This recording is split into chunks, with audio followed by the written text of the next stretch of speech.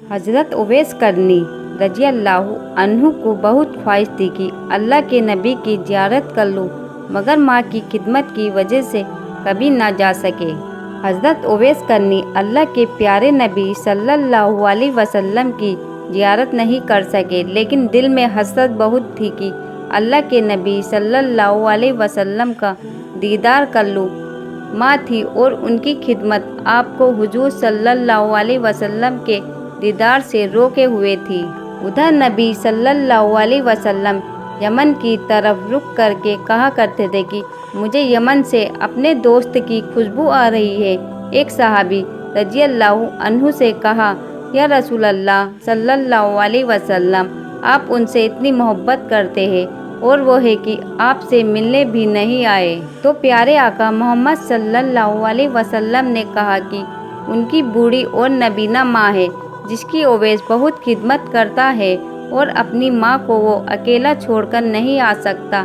پیارے آقا صلی اللہ علیہ وسلم نے عمر اور حضرت علی رضی اللہ سے مخاطب ہوتے ہوئے کہا کہ تمہارے دور میں ایک شخص یہاں آئے گا جس کا نام ہوگا اویس بن عامر قدریانی، یعنی رنگ ہوگا کالا اور جسم پر ایک سفید داغ ہوگا۔ جب وہ آئے تو تم دونوں اس سے میری امت کے لیے دعا کرانا، کیونکہ اویس نے ماں کی ایسی خدمت کی ہے، جب بھی وہ دعا کے لیے ہاتھ اٹھاتا ہے تو اللہ تعالیٰ اس کی دعا کبھی رد نہیں کرتا۔ عمر رضی اللہ عنہ 10 سال خلیفہ رہے اور ہر سال حج کرتے، ہر سال حضرت اویس کرنی کو تلاش کرتے، لیکن انہیں اویس کرنی نہ ملتے۔ ایک بار حضرت عمر رضی اللہ عنہ نے سارے حاجیوں کو میدان عرفات میں اکٹھا کر لیا اور کہا کہ سبھی حاجی کھڑے ہو جائے، پھر کہا کہ سب بیٹھ جاؤ، صرف یمن والے کھڑے رہو۔ تو سبھی بیٹھ گئے اور صرف یمن والے کھڑے رہے۔ پھر کہا کہ یمن والے سارے بیٹھ جاؤ، صرف قبیلہ مراد کھڑا رہے۔ پھر کہا مراد والے سبھی بیٹھ جاؤ، صرف کرن والے کھڑے ہو تو۔ پھر کہا مراد والے سبھی بیٹھ جاؤ، صرف کرن والے کھڑے ہو تو۔ صرف ایک آدمی بچا، حضرت عمر اللہ رضی اللہ تعالیٰ عنہ نے کہا کہ آپ کرنی ہو تو؟ اس شخص نے کہا ہاں کرنی ہوں۔ تو حضرت عمر نے کہا کہ اویس کرنی کو جانتے ہو تو؟ اس شخص نے کہا کہ ہاں جانتا ہوں، وہ تو میرے سگے بھائی کا بیٹا ہے۔ آپ نے پوچھا کہ اویس کدھر ہے؟ تو اس شخص نے کہا کہ وہ عرفات گیا ہے اونٹ چرانے۔ آپ نے حضرت علی رضی اللہ عنہ کو ساتھ لیا اور عرفات کی اور دوڑ لگائی۔ جب وہاں پہنچے تو دیکھا کہ اویس کرنی پیڑ کے نیچے نماز پڑھ رہے ہیں اور اونٹ چاروں اور چر رہے ہیں۔ آپ دونوں بیٹھ گئے اور حضرت اویس کرنی کی نماز پوری ہونے کا انتظار کرنے لگے۔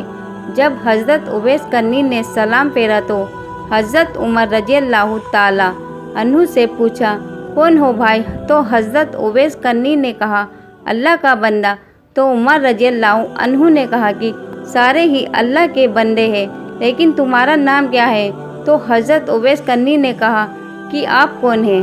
حضرت علی رضی اللہ عنہ تعالیٰ نے کہا کہ یہ امیر المومنین عمر بن خطاب ہے اور میں علی بن ابی طالب ہوں۔ حضرت اویس کا یہ سننا تھا کہ تھر تھرا کانپنے لگے اور کہا کہ جی میں معافی چاہتا ہوں، میں نے آپ کو پہچانا نہیں تھا، میں تو پہلی بار حج پر آیا ہوں۔ عمر رضی اللہ عنہ نے کہا کہ آپ اویس ہو؟ تو انہوں نے کہا ہاں میں اویس ہی ہوں۔ تو انہوں نے کہا کہ ہاں میں ہی اویس ہوں۔ عمر رضی اللہ عنہ نے فرمایا کہ ہاتھ اٹھائیے اور ہمارے لیے دعا فرما دے۔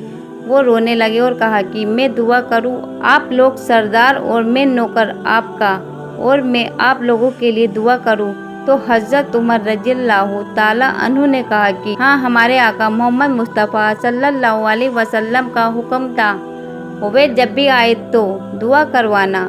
پھر حضرت اویس کرنی نے دونوں کے لیے دعا کی۔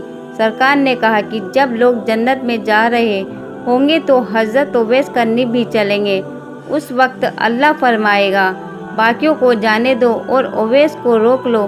اس وقت حضرت اویس کرنی پریشان ہو جائیں گے اور کہیں گے کہ اے اللہ مجھے دروازے پر کیوں روک لیا گیا؟ تو اللہ فرمائے گا کہ پیچھے دیکھو۔ جب پیچھے دیکھیں گے تو پیچھے کروڑوں اربوں کی تعداد میں جہنمی کھڑے ہوں گے تو اس وقت اللہ فرمائے گا کہ اویس تیری ایک نیکی نے مجھے بہت خوش کیا۔ ماں کی خدمت۔